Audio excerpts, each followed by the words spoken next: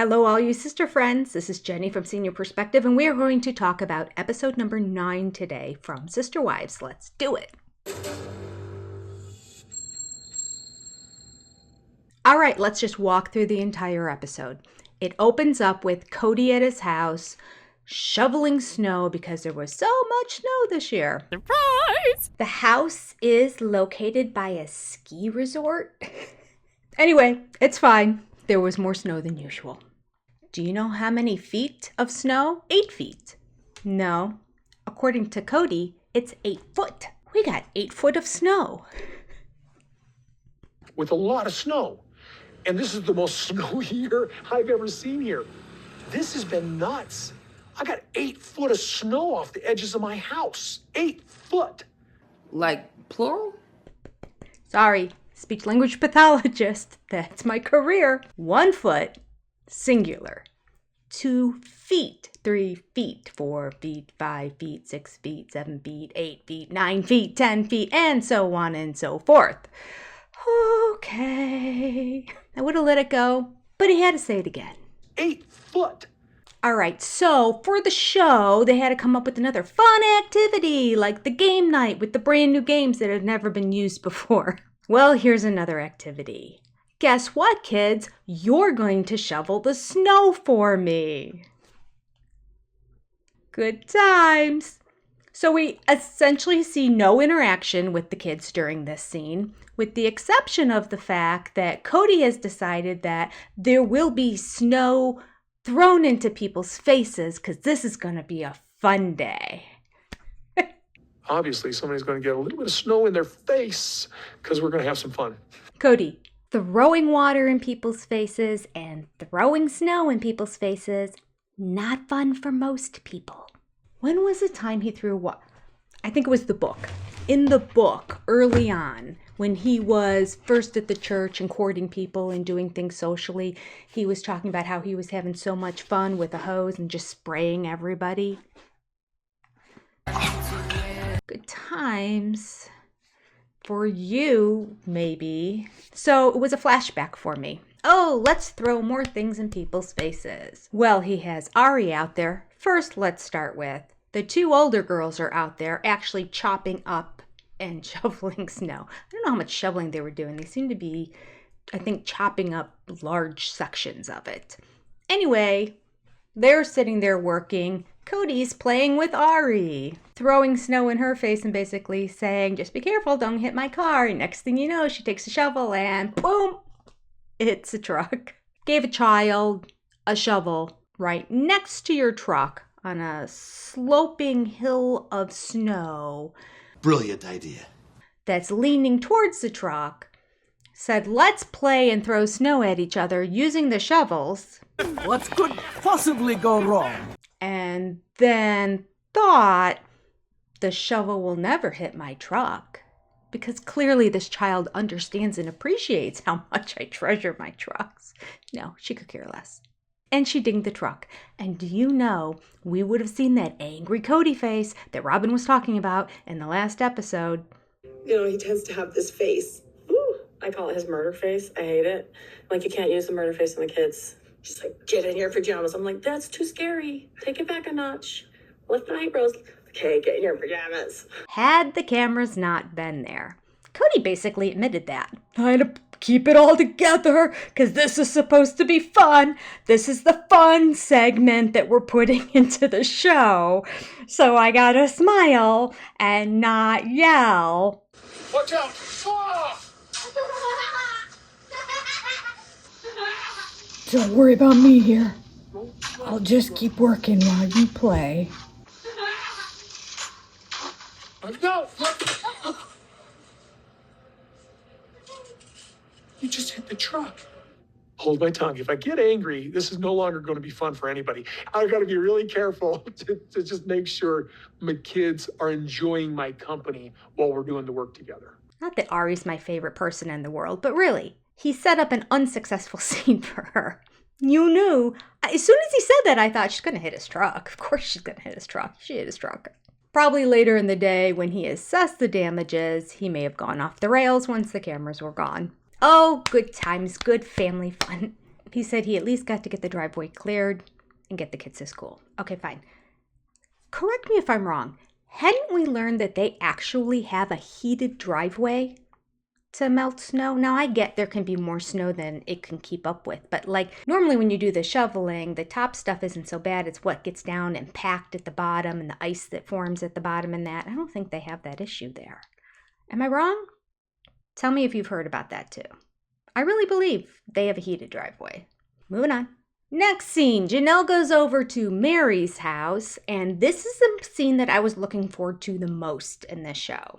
And I was so disappointed in our live on Sunday night. I was just like, wah, wah, wah. That is not at all how I thought it was going to go. I was stoked for this get-together. I thought the two of them were going to be like, sisterwives, unite, power rings.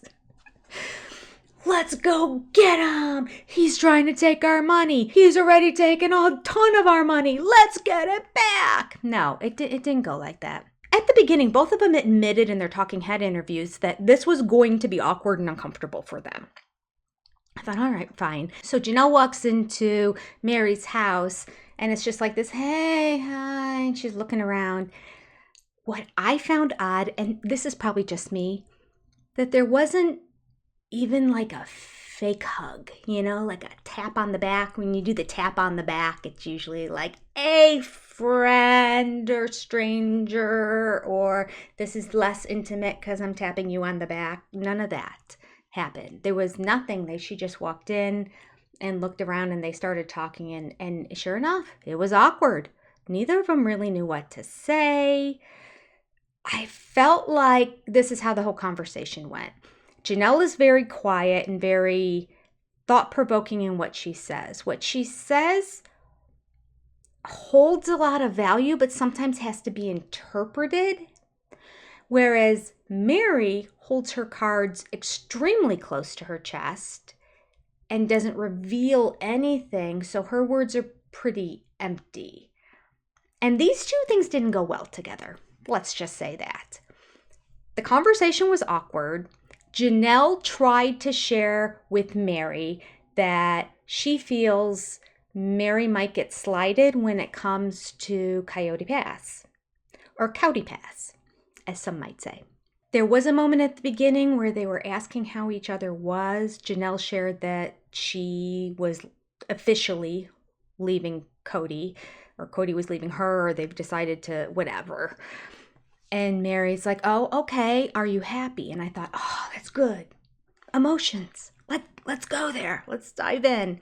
And Janelle does say yes. And then she says, well, I'm at peace. I'm at peace, and that's good. And then Meri said, that's good. And Janelle said, how about you? And she said, I'm fine. I'm getting there, but I'm fine. And just, that was it. That was as far as the deep conversation went. You happy? I am. I'm at peace. Good. So, how about you? Yeah, I'm all right. Okay. I'm all right. Plugging through. So then I thought, well, let's dive deep into finances and Coyote Pass, okay? Like maybe this is too much for them because they never really were close. But I mean, I have to tell you, I have more intimate, deep conversations with superficial friends. I would probably have a deeper conversation with somebody standing in a long line with me. If we got to have a conversation and we started talking and I heard about something, I would probably ask them how they feel about that and are they okay? It's hard for me. I just can't relate because I sort of wear my emotions on my sleeve. So I understand not everybody does, and they don't. They clearly don't. I think it would serve them well if they did a little bit, though. I mean, maybe I can pull back a little bit. They can give a little bit. We can all learn from each other. Okay. When it came to the finances, the same pattern happened. Oh, well, that's disappointing. So pretty quickly, they dive right into it. And Janelle says, the note on the property is due in like 75 days or something like that. The note is due in 75 days. And if we don't make it, he can repossess the whole thing. So, The whole thing? The whole thing. Even the parts that we've got paid off? It's basically we will lose it. Yeah. Um, Well, I'm not worried about that. And Mary's like, yeah. And she said, I'm getting very concerned about being able to pay it off. Mary's like, oh, we've always had issues and, we've had a lot of bills to pay lately. Now, mind you, Meri has no idea what's going on with the finances. Cody doesn't talk to her at all. Robin barely talks to her at all. It's been years since she's been involved with the family, but she so blindly is loyal and trusts that everything is going to be done correctly and right. Because I do believe that Meri would do everything fairly and right. So she just assumes everyone else is going to do the same thing. So Mary's like, well, hang on a second, aren't you in charge of the money? And Janelle's like, no, I'm not in charge of the money. All I do is crunch the numbers in the books at the end, which, let's step aside for a second. That means Janelle's aware of how much money Cody is spending. She might not be completely aware of what it's spent on. She might just have like a credit card bill that has to be deducted from something, etc., etc. But just the overall looking at the books of the finances of the family, I still put a little bit of, I hate to say it, but I put some responsibility and blame on Janelle's shoulders. She has been seeing how money's been just flying away, and she knows how much money she's spending, and she has 6 children. Now, I know at this point, a lot of them are gone, but she's been doing the books the whole time. And Meri said, I thought for years you've been doing the books. And Janelle's like, no. So apparently, Janelle has never handled the money at all. Cody has handled the money. Janelle just balances the books at the end of the month. It does not appear that she has access to it or know how it's spent, so that people can go up to Cody and say, Cody, please, I need this. Cody, please, I need that. He really set himself up as the patriarch of all patriarchs in this family. Come to me if you need money. You want spending money? Take it out of your grocery money.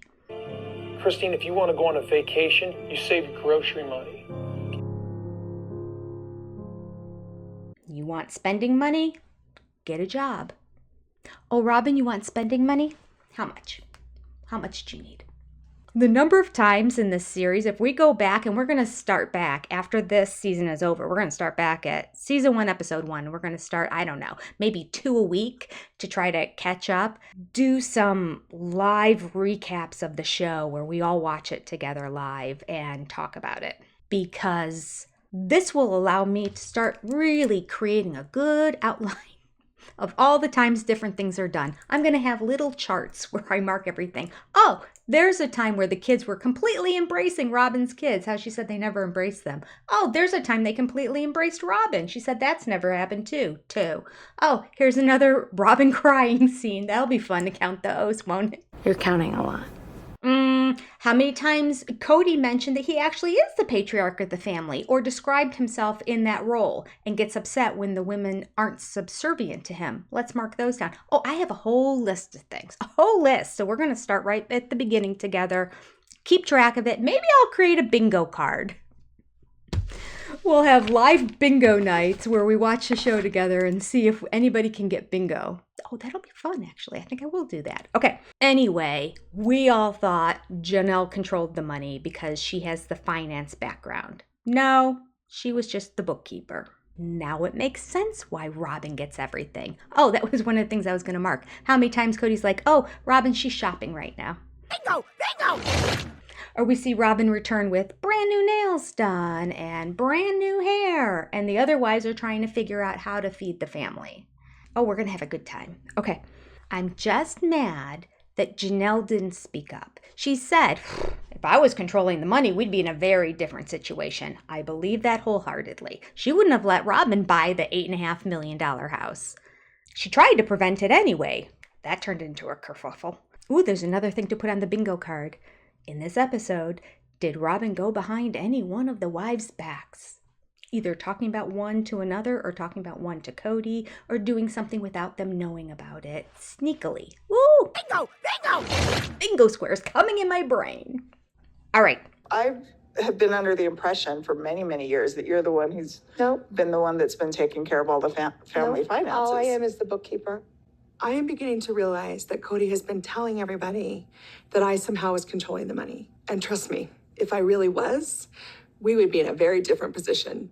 So that piece of information made me really sad. A little bit mad, a little bit sad. The interaction with Meri and Janelle at the beginning made me a little bit sad. Not really mad, just sad that they can't even do a fake side hug. And this conversation, I feel Meri was very defensive. Started to see a little bit of the old Meri creeping back in. A little bit defensive. You don't have to tell me what to do. I'm not worried about it. Everything's going to be fine in the end. How can you say that, Meri, when you know that Kody just said to your face at the end of last season, which wasn't that long before, well, who knows what the timeline is at this point, but Kody came out and told you, yes, there's an extra 2 acres, and you're not getting them. You keep just your 2 acres, while everyone else has between 4 to 5 acres. And at the end, she said, I understand. Come on. And now you think it's going to be fair when Janelle's telling you, listen, what's right is that you get 1/4 of all the land. There's 4 of us left. It should be divided up 4 ways. I don't think that there's really any need for protection. Don't you think that we have each other's backs as far as that goes? No, I really don't.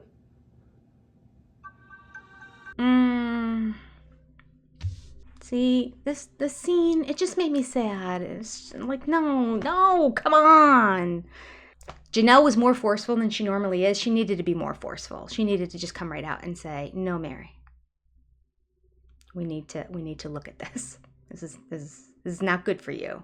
And for Meri to say, don't you think we have each other's backs, makes it clear to me that she's still unaware of how all these years Robyn nor Kody have had her back. She still thinks those two have had her back, and she, in this scene, is very suspicious of Janelle. Oh. She's still not getting it. I thought we saw some light bulb moments. No.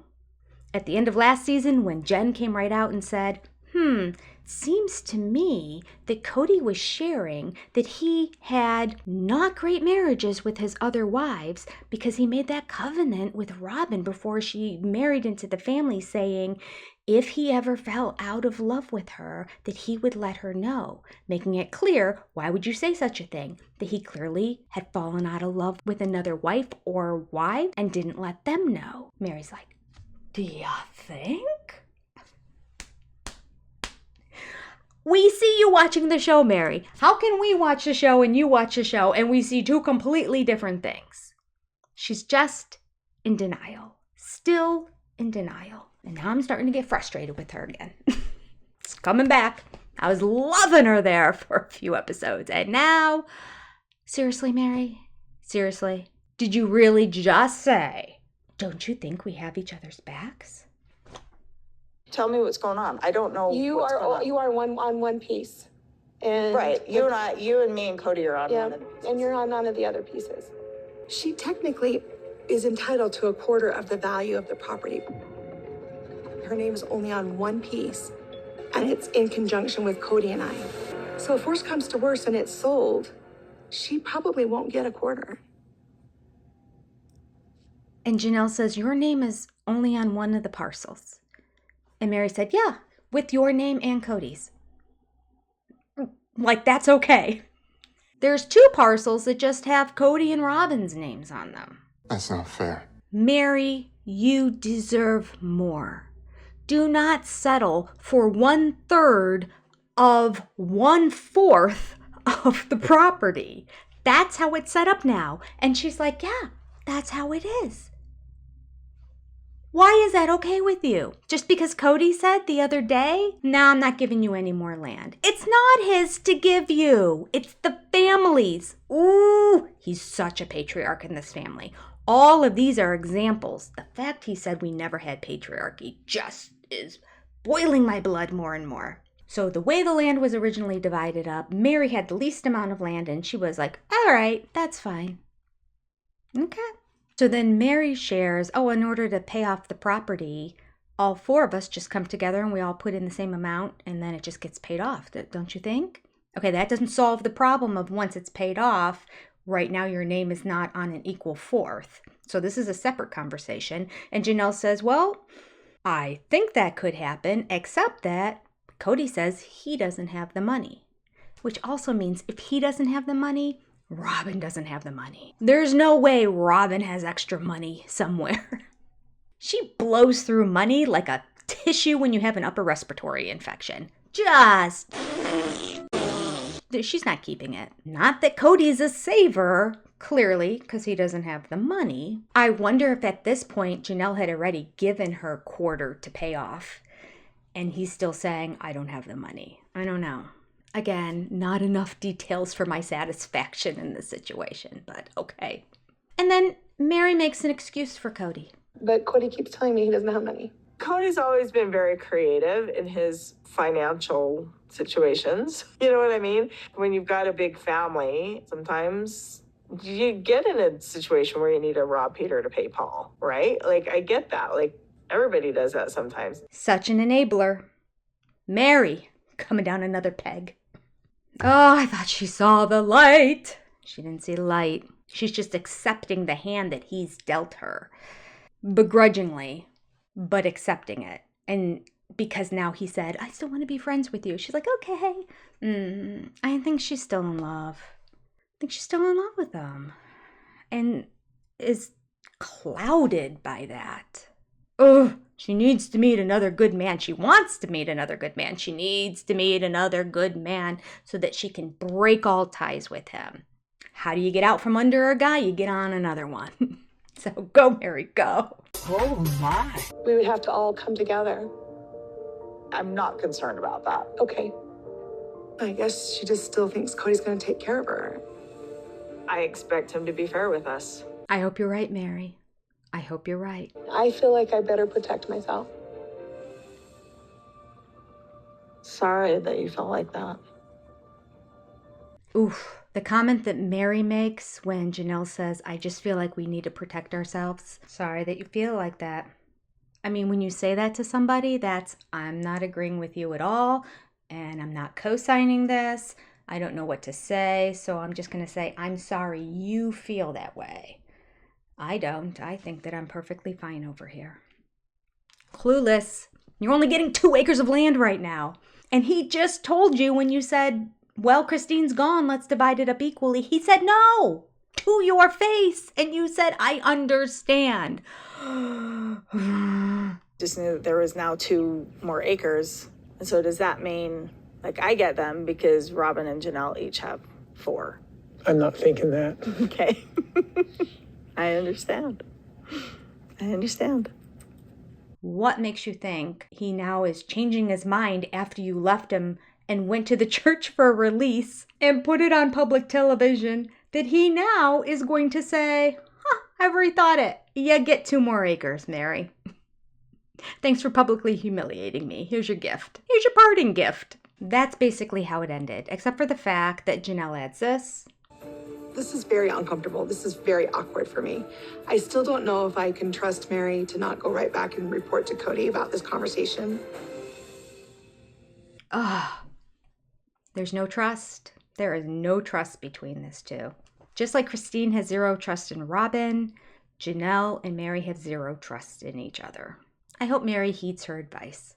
Okay, now we have David and Christine going to look for houses. There's 3 different houses we see. They're all very nice. Shockingly, I felt like the first one looked a lot like the house that's listed as the home address for the offices of Tata Farms. Isn't that interesting? Although that address was listed in Lehigh. Then I wonder, did Christine and David move to Lehigh? Now, it always says Salt Lake City. It doesn't say Lehigh. But that could be them saying, listen, I don't want people to know what city exactly we're in, so let's just put Salt Lake City. Okay, how do I know all that? Well, if you were watching my live when I was wearing my Tata Farms t-shirt, I was talking, I did a live open and reveal, and it's all so exciting. I had my little Tata Farms sticker, which I'm still trying to figure out where to put. I might stick it on my book here, I'm not sure. Struck me that the return address on it was Tata Farms, and it had a Lehi, Utah address. And I thought, I wonder if there's people back at their original house that are handling the business back in Utah for some reason. I was just surprised it wasn't North Carolina. Would have thought nothing of it. I wouldn't have looked it up if it said North Carolina. It just surprised me that it said Lehi, Utah as a return address for Tata Farms, whereas none of them live in Lehi. So I thought family might be doing their work for them. I went to look it up, and it was a house that looked exactly like the first house. Then that's the leap I took to, oh, maybe Christine's living in Lehi as well. All right. That's neither here nor there, but that was the only good piece of information I got out of the entire thing. It was them looking at houses, and that's it. They ended up not picking one, and then it was time to go on to Gwendolyn's shower. So for David to meet all of Janelle's kids, what they did is they decided to go to Flagstaff, because everyone was going to go to Flagstaff anyway, because Gwendolyn was soon going to have her wedding shower. So they rented this large house that all of Christine and all their kids and all of Janelle's kids, Janelle was not able to go because of another commitment, but Janelle's kids were going to be coming. Well, not all of them, but the ones that could come. Gabe, Savannah, and Hunter we saw in there. Again, Garrison may have been there, and they chose to edit that out, and it's possible that Logan and Michelle were there and that got cut out. I didn't see Michelle. Usually when Logan and Michelle are somewhere, we never see Logan, but we see Michelle. But I didn't see Michelle this time, so not sure if they were there. So it was sweet to see all of them seeing each other again, hugs, happiness, good times. And it was David just getting to know Janelle's kids now and becoming more familiar with Christine's kids, because they were now, for the weekend, all going to be staying in this house together. Christine shares that when she was living in Flagstaff, that's when Gwendolyn shared that she was gay. And Christine said, we all knew, but that's when she came out to us. And Christine shares how much she enjoys Bia, who does seem very sweet. Every time I've seen Bia, either on, not the Patreon, I don't follow Gwendolyn's Patreon, but she used to have a YouTube channel before she did the Patreon, and the YouTube channel, Bia was on there a little bit, and I really liked her. She didn't like Cody at all.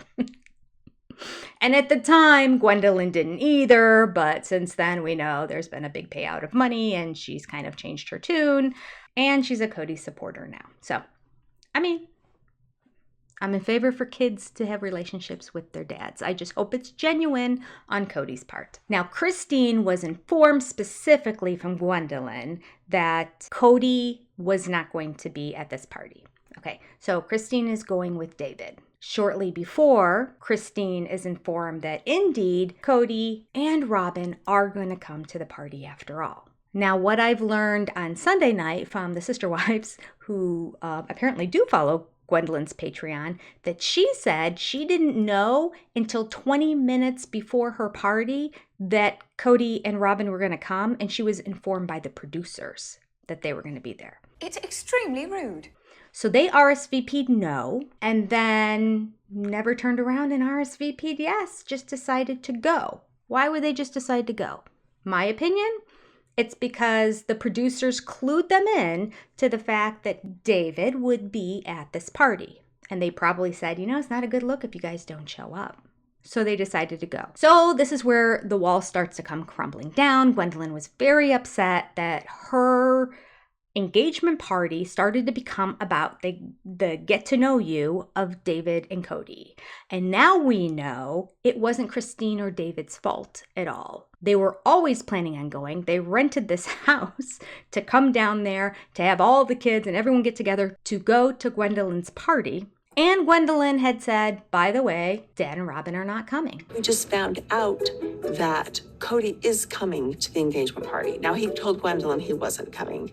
Like he said, full on, he wasn't going to go or anything. But now suddenly he's coming and Robin's coming. So it adds another level of complication. My first gut reaction was Christine should tell David, just don't go, because this is ruining Gwendolyn's party. It's going to be about the two of them getting to know each other and meeting each other. My second thought, canceled out the first thought. That was my gut reaction when I was watching the show live and on Sunday night with everybody. But as we were talking about it during the commercial break, I started to twist, or maybe it was after the show when we were talking. I started to change and I thought, you know what? Christine is very serious about David. Yes, it's been a short amount of time, but they've already picked out a wedding venue. They've picked out wedding rings.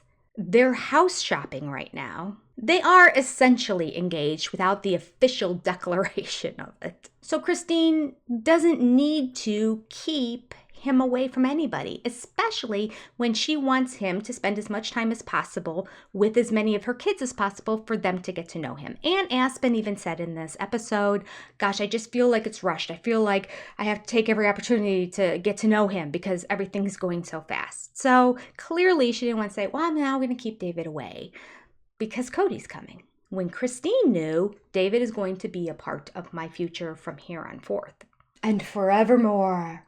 Okay. So this kerfuffle is my word of the day. Okay. So this mess was all created by Kody and Robin. Now, how do Kody and Robin explain the situation? A little differently. Gwendolyn is engaged. They're throwing her an engagement party, and Cody and I have been invited. We're going. Come on, it's not a funeral. We're going.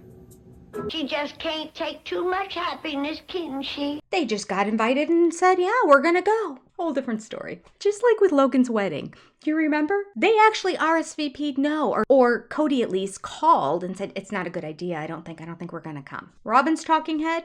We got invited like a special messenger came with a box on a pillow to their front door with this invitation.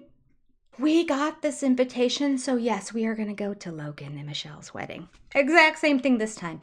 We got invited to Gwendolyn's, like it's a big deal. Everybody got invited. We got invited, and we're going to go. Okay, we know now that's not exactly how it went down, but thank you for the lie. Again, just so we can document this with the rest of them. Didn't really happen that way, but okay. Hey, guess what? This is halfway through the video, but there's still so much more to come. I want to say thank you. Take this opportunity to hit the like button if you haven't at this time. And please, anytime I ask a question or you just have any comment in your head, put it down below. I love to hear from you all. And don't forget to check out and go through my links down below before you do your Amazon shopping. I appreciate you. All right, let's break down what Cody has to say about the relationship with Gwendolyn. First, we have Christine going off about how sweet it is that they're together, how lovely Bea is, how excited Gwendolyn is, how great it is to see Gwendolyn with Bea, how happy Gwendolyn is, and how great it is that when your kid finds their person in the world. Cody, I have no problem that she's marrying a woman. It's a little aggressive, but okay. Then he goes on to say, when Gwendolyn came out, she wasn't articulate about it. Wrong word, Cody. I think she was very articulate. He said she came out as bi. Okay. What's not articulate about that? Sounds very articulate to me. I'm bi. Is the fact that she identifies now just as gay and not bi confusing to you? I don't understand. I had no problem with Gwen marrying a woman. Gwendolyn came out, but she wasn't as articulate about it. She talked about how she, was attracted to both sexes. Moving on, not going to analyze it any more than that because he's got more to say. Guess what? Cody has another experience to share with us. And I specifically had an experience where God said, as God said, I judge, and he told me, and you love. That's how I live if I can. Cody had an experience with God. Now, he hates the church and everything about it. I get you can have a relationship with God and not be involved with the church whatsoever. There are two different things. Your relationship with God is one thing. That's your spiritual connection. Church is often religion. Some churches do a better job than others of being spiritual. So I'm not going to judge the fact that he has completely cut himself off from the church, denounces it, talks negatively about the leaders, yada, yada, yada, yada, and hasn't been there in over a decade. That's fine. To each their own. Apparently God is speaking to him directly now. I'll judge her. You just love her. Lot to unpack there. The way Cody had to throw it into this particular situation in this particular time, he's never talked about this before. He says, God said, I will judge, you just love. Very interesting choice of words. So is Cody trying to say, I'm going to make it very clear that she's getting judged for this behavior? Because that would drive me nuts to think that this action of Gwendolyn he interprets as something that needs to be judged, but his whole life and behavior is okay. Honey child, hell no. And let's just look at the words right now that he said. I'll judge, you love, and that's how I live my life? And he told me, and you love. That's how I live if I can. That's how I live. I can't stop laughing. That's not how you live. That's not how you live. No. You are judging all your kids. Oh my word. It's crazy that this is a piece of film in this. Cody doesn't judge anyone. He just loves them. No! That's what we've been screaming at all this time. Just love your kids. Get over yourself. Stop judging them. Stop criticizing them. Stop being mean to them. Stop requiring things first before that they can receive your love. Your love is conditional, Cody. 100% conditional. And therefore, most of the kids aren't getting it.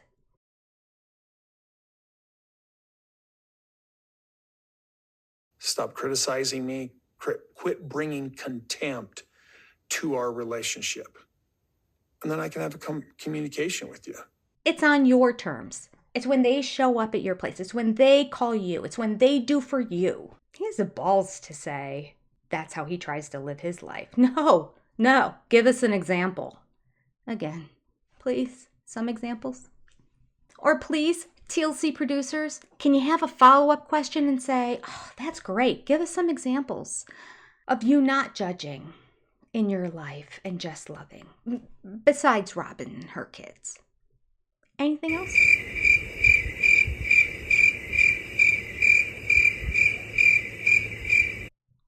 Crickets. Golden opportunity, missed again. TLC, you lose.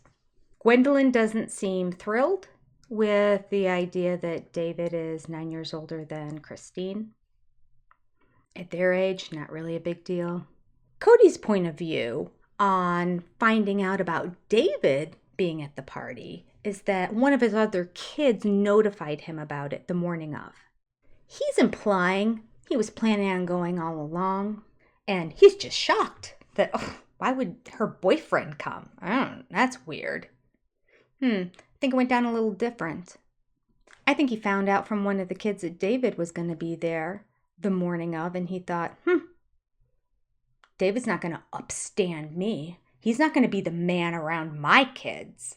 I will be there to be the father for my kids. This is my daughter's party. He's not taking over the role of dad. We're going, Robin. It all makes sense, doesn't it? The morning of, one of my other kids just tells me, hey, Dad, Mom's new boyfriend's going to be there. I'm like, oh, okay, all right, well, good to know. I tell Robin, good to know. We didn't know whether, I knew nothing. You knew nothing because you said you weren't going. I did just recently, when I watched it again, notice that at the party was David's son. I bet that irked Cody to see that David's kids are already attending family events. Yeah, he didn't like that. Yeah. Cody absolutely decided at the last minute that he was going to go because he found out David and David's family would be there. And he's like, he's not going to take over. Oh, I just know it. I know it in my bones. Aspen shares a little bit of information with us. She said, I've seen Dad fairly recently. And then she goes on to say that it was a few months ago. So now we know the timeline in the family. For the kids who are in really good graces with Cody, if you were to see him a few months ago, that's fairly recent. Pitiful. Do you remember when Cody said, if I were an OBGYN and some woman wanted to see her C-section happening, I would say, no, you can't handle that. Again, projecting, because clearly he wouldn't have been able to watch the whole thing. We've seen multiple times where he's really kind of a wuss. Here's another example. I don't have a problem with tattoos for people having tattoos, but I have a tattoo phobia. Cody hated tattoos. They physically repulsed him. Now that I'm a monogamist, I've wondered, do I get a tattooed ring on, you know? No, you don't. That would never happen. According to Cody, he has no problems with tattoos, but he has a phobia with them. What? What is the phobia? Probably the tattoo happening, because it involves a needle. I bet he's one of those people that would never donate blood because he's too scared to get the needle in his arm. I bet any money. Meri at the party, I thought looked refreshed, and she looked way more upbeat and energetic than she did in that get-together with Janelle, for sure. Okay, so this was an opportunity for Meri to meet David. Meri had a very genuine smile on in her voice, and that when she said congratulations to Christine, like she really meant it. And I like that. Like I felt like she was definitely more vulnerable with Christine than she was when she was meeting with Janelle. Hi, David. Nice to meet you. How are Good you? to meet you. David, Meri, David. Congratulations. Thank you. I love it. You know, this is the first time I'm meeting David. And she even threw in a little joke when Christine said, I met him online. And Mary's like, yeah, you better be careful about that online relationships, which I thought was great. The fact that Meri can make fun of herself right now is really healthy when it comes to the whole catfishing thing. So that was awesome. So Christine shares with Meri, she's getting a tattoo. Her and David are getting matching ones, and she shows it, and then she shows us it. I don't know, it just seems like it's... Anyway, I sound like such a prude on these shows. Forget it. Anyway. It's fine. We're so excited. So here it is. It's New Beginnings. I think it's beautiful. I absolutely love it. So David has the same one. And she shares that David's getting it too. I think it's going on the same arm, because then she just started talking about how he's got a big tattoo on his arm, and it's a will. A will. Not a will when you die. A ship will. I was confused at first, honest to goodness. I was. I'm like, a will. I'm like thinking maybe it's somebody he knows named Will. It's on his arms. A good friend died in the war or something. And so Will's on his arm. I don't know. It's a wheel. Pirate ship kind of wheel. So he has a wheel, a ship wheel, with a kraken around it, with the name Wooly. With a kraken around it too.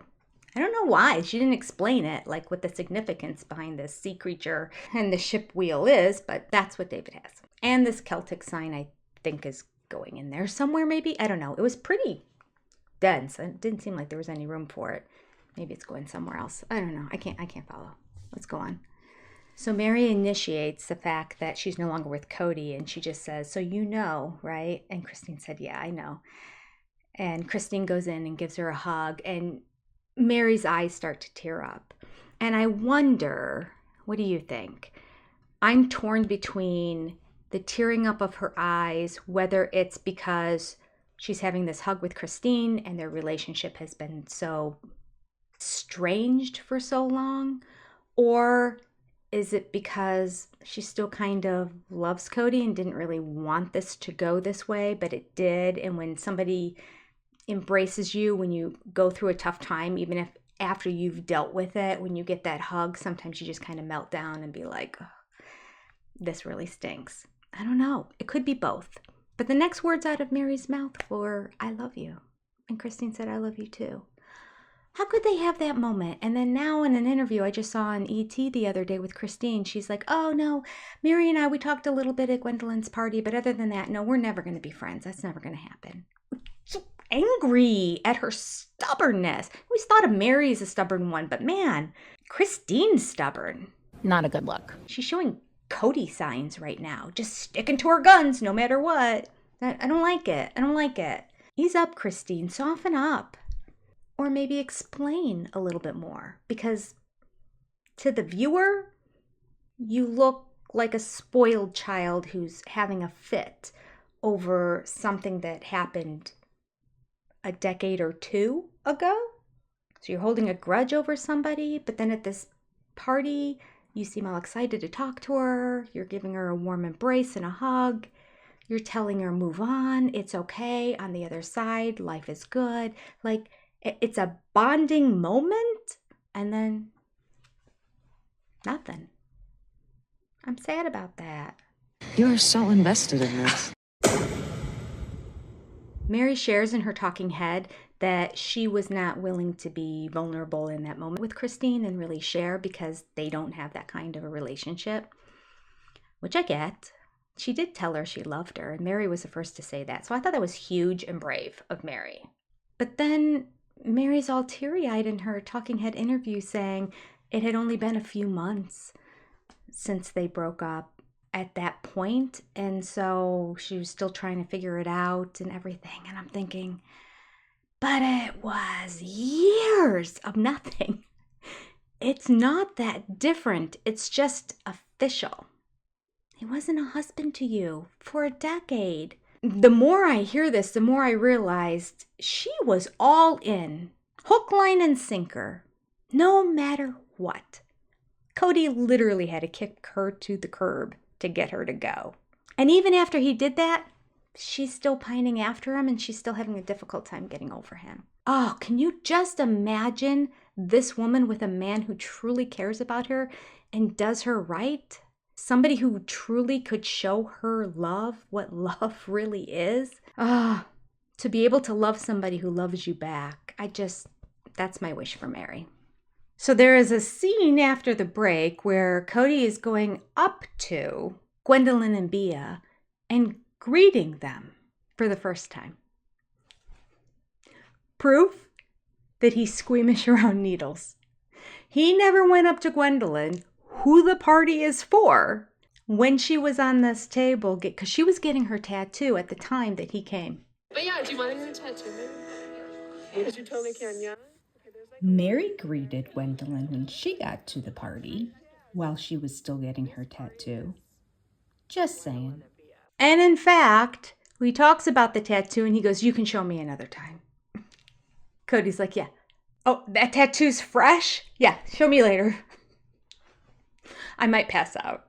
How's it going? It's good. So if you Hey, show me later. Hey, show me later. Hey, show me later. I can't look. And you know that Cody has been at this party for a long time because he throws in a dig at Christine by saying to them, are you getting a tattoo too, Bea? And she said, yeah, later. And he goes, are they going to be matching? And she said, no, something different. He goes, yeah, that'd be cheesy, wouldn't it? Next. Are you guys getting matching tattoos? No, just same spot. Same exact spot. That would be really cheesy if you got matching ones, right? And quite frankly, in his Manosphere chat groups, they're going to be ribbing him and giving him a very hard time about the fact that he's really scared to get a tattoo and can't even look at a freshly done tattoo. Or go greet his own daughter while she's getting a tattoo at her own party. Yeah, I'll wait till she's all done. She can come up to me later on. Give me a baby. I need something in my hands because I'm feeling really awkward here. Cody says that he is cautious in the space that he's in with his family. Whatevs. And then he explains what his status is in the family. And that is, of course, his status with Robin. I'm here with my shy and pretty wife. My one pretty wife. And she's shy.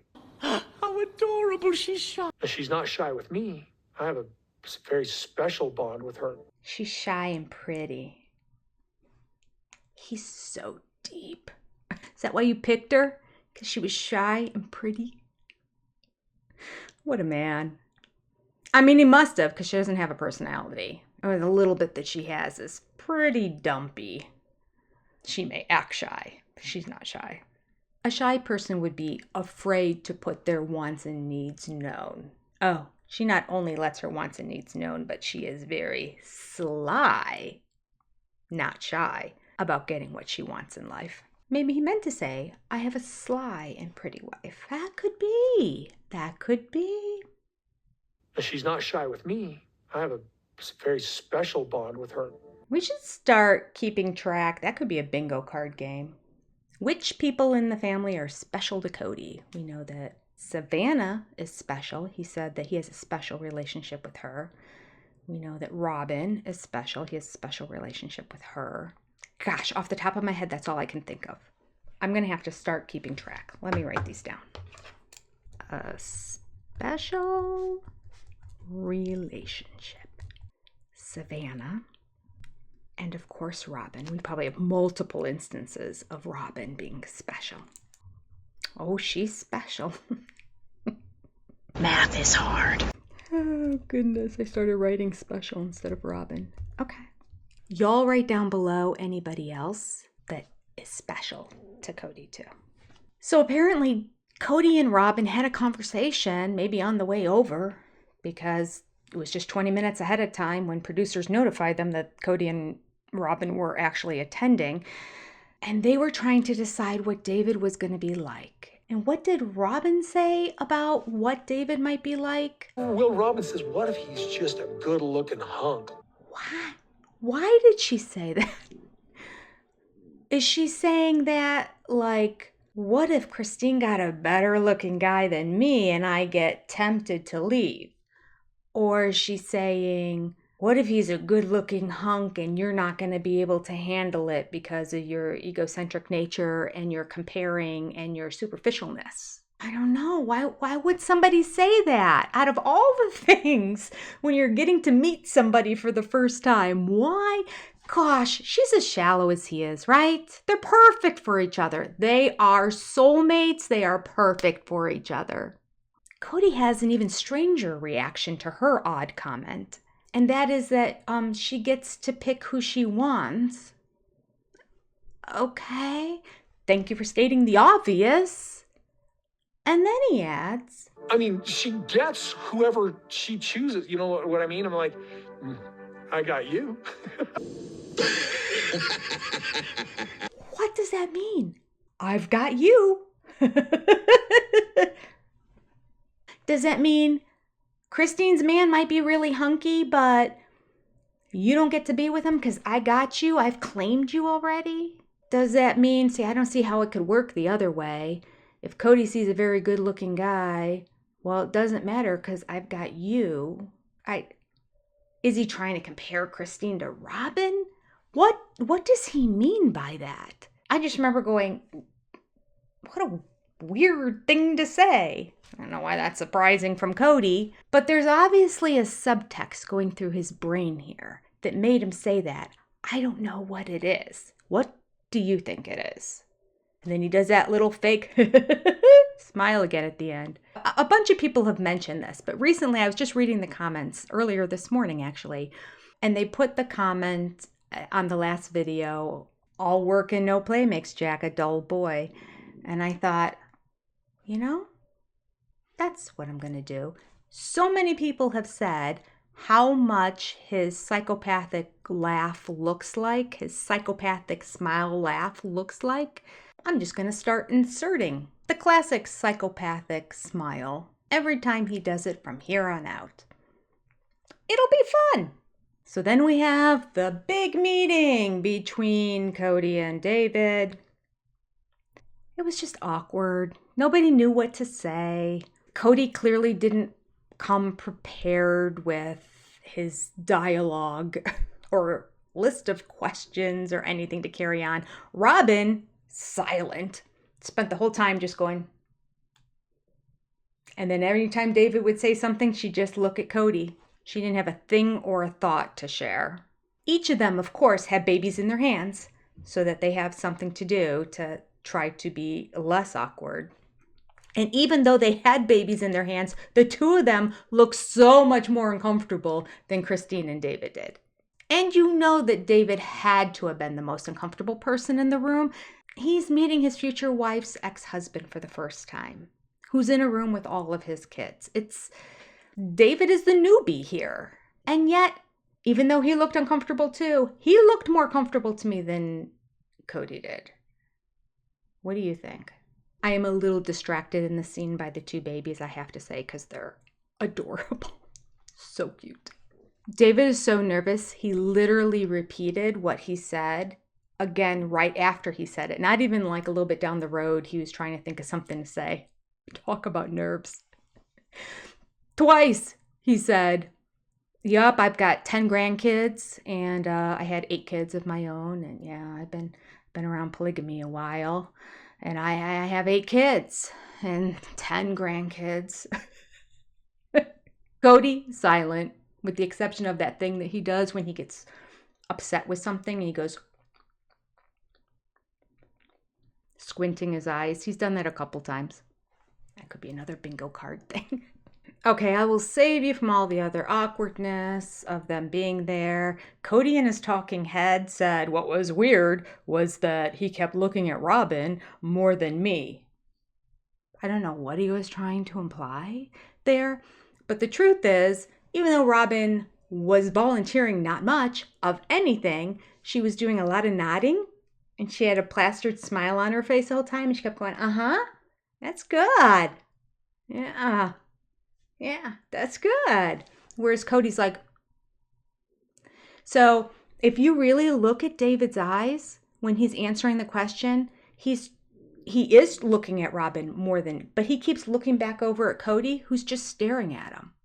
Well, why would you still look at him? I'm going back to the person who's smiling at me as opposed to the one who's sneering at me over here. So I didn't find that terribly odd at all. And his eye kept shooting back over at Cody. So he'd look for like 3 beats at Robin, and then he'd quickly look over at Cody, and then he'd go right back to Robin. I mean, I don't want to look at Cody's ugly mug either. I don't blame him. David gives the classic line that so many people say, wait till you have you love your children, wait till you have grandkids. They're the best. They're so much better. And I was saying in the live on Sunday night, I don't understand this. I can't comprehend that I could love something more than my kids. However, I do remember thinking I couldn't love anything more than my dog before I had kids. And then the kids came and it was like, whatever. Does the dog need to be fed? So I've experienced the situation of not understanding how something could be better and then experiencing how much better it could be. So I am looking forward to someday being a grandparent. And Cody goes, you know how he does that whole looking up thing? So he looks up and he says, I don't know about that. I've got a 7-year-old, and she's funner than any of my grandkids. Oh, there's so much I could say about that. First of all, funner, not a word. Let's just get that out of the way. Okay. Very good place to start. Second of all, he makes no mention of Solomon. Or truly. Solomon was more of the shock to me. The other thing I want to say is, out of all the descriptive words in the world, fun would not be at the top of my list for describing Ari, and she is a minor, so I'm not going to say any more than that. That's my rule on my channel. They're on television because their parents put them there. And even if they had a choice, they don't understand at that age the ramifications of being on it. So, and the other point is that Cody's come right out and said, Ari is better than any of my grandkids. More fun. Funner than all the rest of my grandkids. Cody. It is possible that Axie and Evie are more fun, but you wouldn't know because you haven't seen them in 3 years. Just saying. Christine was kind of swinging off of his arm, which was probably appropriate as the stage of their relationship, and nothing about that bothered me. Well, nothing about that bothered me. Every time he does that lean forward into the camera, especially when he puts his arm out, you know he's covering up. This is overacting coming out. That didn't bother me. In case you were wondering. I know you didn't ask. He's not just a boyfriend. I don't think there's something more. If she gets married next week, like, it's none of my business. You should have seen your face. You were like, no, betrayal. So Robin goes on to judge and then say she won't judge. She says that the relationship with Christine and David doesn't feel right, or feel to the rest of us. Translation for you all. And then she says, but that's not my place to judge or say. Okay. Yeah, just did, but okay. It doesn't feel right, but that's not my place to judge or say. And then the next part, I had to rewind, play, rewind, play, rewind, play about 25 times. Closed captioning on, they were struggling with it too. The next thing that Robin says is, Feels right for her to be in our family, and doesn't really, what I think doesn't matter. feels right is for her to be in our family. Because we all of a sudden got this southern accent going. Woohoo! Where that came from. Feels right for her to be in our family. Okay. You just said you weren't going to say it, and then you said it again in another way, saying not only is that not right, but this is where she's supposed to be. Just want to point that out. And she ends it with, but what I think doesn't matter. But I just had to let you all know. Discuss amongst yourselves if you think it's right or wrong. I mean, because what I think doesn't matter. I have no place to judge. But it doesn't feel right. What feels right is she should be here. Just saying. All right, again, we had this scene. Okay. If you think back to when Cody met the twins for the first time, probably only time. He was holding the one, and McKelty was next to him on the couch, and she lifted up the kid's head because he had the head hanging off like a rag doll. Oh, I should clear this with you. Oh. We should buy a big house in Flagstaff. He's doing the exact same thing here. Off the side, they're both holding twins. Robin's holding it appropriately, supporting the child's head. And again, Cody's baby.